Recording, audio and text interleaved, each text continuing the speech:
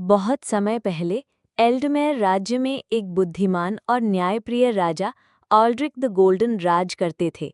उनका शासन समृद्ध था, प्रजा खुश थी, लेकिन राजा के मन में एक दर्द छुपा था। उनका कोई उत्तराधिकारी नहीं था।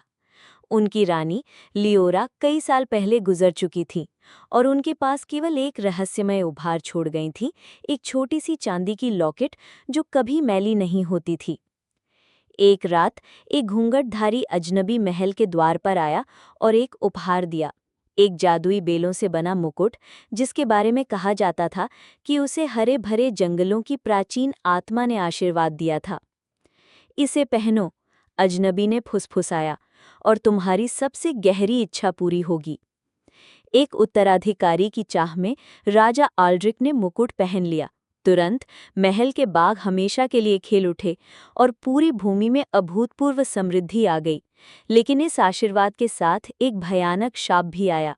हर रात मुकुट की बेलें सख्त होती गई, कांटे राजा की त्वचा में घुसने लगे और उनके सपनों में फुसफुसाहटें गूंजने लगी जो जादू की कीमत मांग रही थीं। जल्द ही राजा को सच्चाई पता चली। ये मुकुट कोई उपहार नहीं, बल्कि खोई हुई आत्माओं का पिंजरा था, और उसके भीतर की आत्मा एल्डमेर पर अपना अधिकार जमाना चाहती थी। एक रहस्यमय कन्या की मदद से, जिसके पास रानी की वही चांदी की लॉकेट थी, ऑल्ड्रिक ने शाप तोड़ने की यात्रा शुरू की। वो कन्या एलारा उनकी लंबे समय से खोई हुई बेटी निकली, जिसे जन्म के समय ही अंधेरी शक्तियों से बचाने के लिए छुपाया गया था।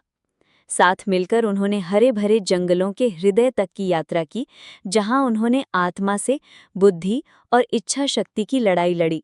अंत में ऑल्ड्रिक ने मुकुट की शक्ति का त्याग कर दिया, फंसी हुई आत्माओं को मुक्त किया और शाप तोड़ दिया, लेकिन एक कीमत पर। राज्य का जादू खत्म हो गया और सदाबहार फूल मुरझा गए।